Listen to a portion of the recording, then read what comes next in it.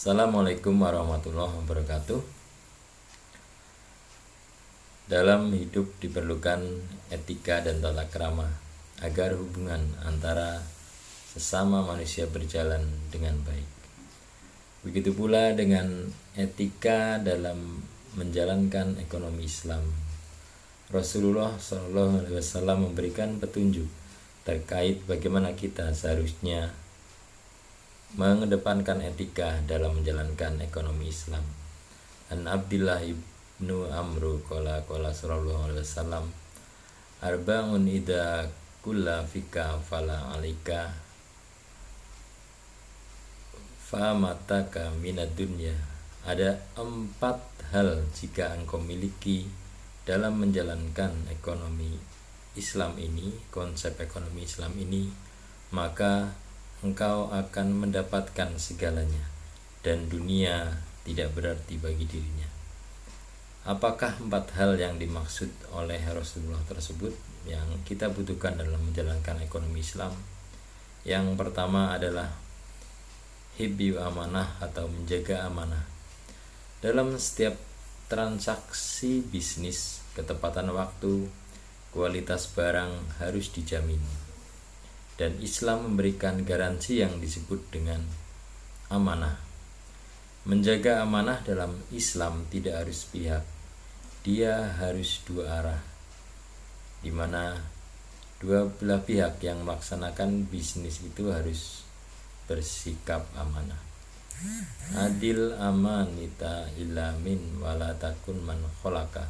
Sampaikanlah amanah kepada orang yang selayaknya mendapatkan amanah, dan jangan engkau berbuat khianat terhadap orang yang berbuat kedzaliman terhadap kamu. Islam mengajarkan etika berbisnis dengan siapapun harus amanah, meskipun orang yang menjadi rekan kita tidak amanah.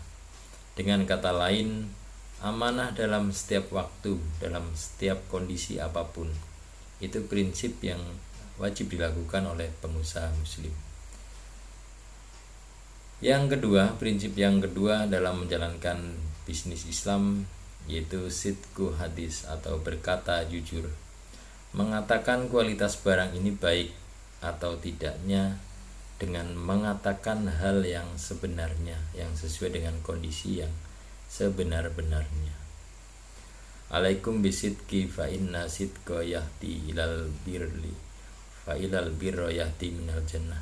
Hendaklah engkau berlaku jujur. Jadi kalau kita sedang melakukan bisnis, sampaikanlah kejujuran itu. Apakah barang ini baik atau jelek, sampaikanlah. KW1 atau KW2, sampaikanlah. Islam melarang kegiatan-kegiatan yang penuh dengan kedzaliman, karena kejujuran akan mengantarkan selalu untuk berbuat baik, dan kebaikan itulah yang membuat ia akan masuk surga.